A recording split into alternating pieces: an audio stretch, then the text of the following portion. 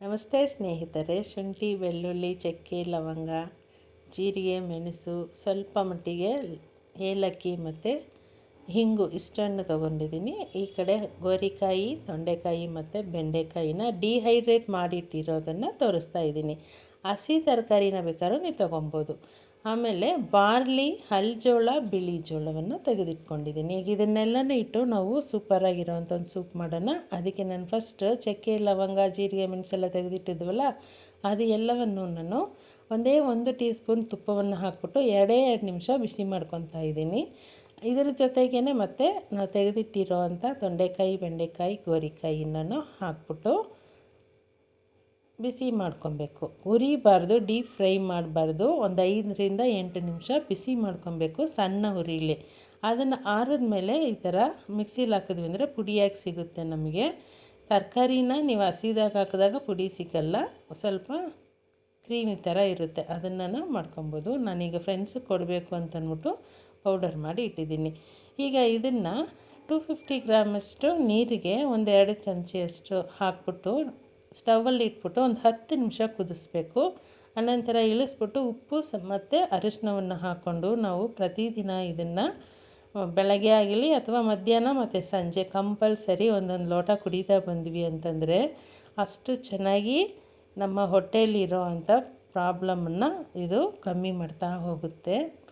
ಸ್ವತಃ ನಾನು ಟ್ರೈ ಮಾಡಿಯೇ ಇದನ್ನು ಮತ್ತು ನಿಮಗೆಲ್ಲನೂ ಹೇಳ್ತಾ ಇರೋದು.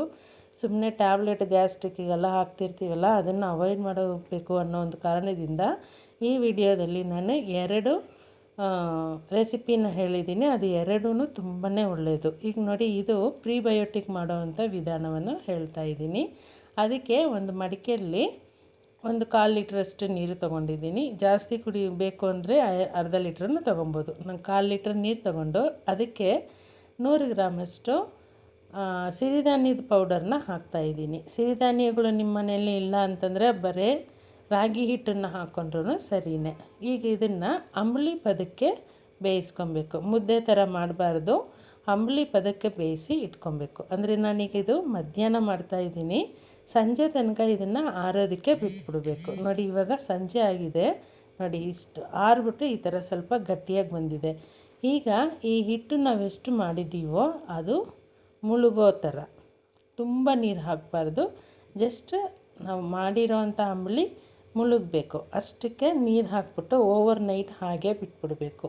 ಓವರ್ ನೈಟ್ ಯಾಕೆ ಬಿಡ್ತೀವಿ ಅಂದರೆ ಅದು ಚೆನ್ನಾಗಿ ಹದವಾಗಿ ಆ ಮಡಿಕೆಯಲ್ಲೇ ಫರ್ಮೆಂಟ್ ಆಗುತ್ತೆ.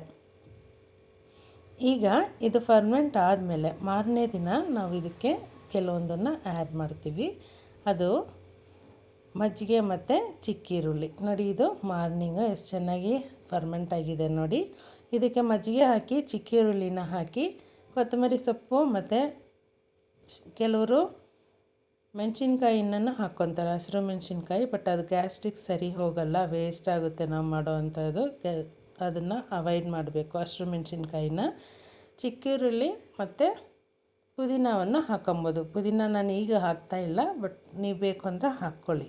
ಇದನ್ನು ನಾವು ಪ್ರತಿದಿನ ಕುಡಿತಾ ಬಂದ್ವಿ ಅಂತಂದರೆ ಮಾರ್ನಿಂಗ್ ಇದು ಕಂಪಲ್ಸರಿ ತಿಂಡಿಗೆ ಬದಲು, ಮತ್ತು ಮಧ್ಯಾಹ್ನ ಈ ಸೂಪ್ 2 ಹೊತ್ತು ಕುಡಿದ್ವಿ ಅಂದರೆ ನಮ್ಮ ಆರೋಗ್ಯ ಅಷ್ಟು ಚೆನ್ನಾಗಿ ಚೇಂಜ್ ಆಗುತ್ತೆ. ಒಂದು ಸರಿ ಟ್ರೈ ಮಾಡಿ ನೋಡಿ.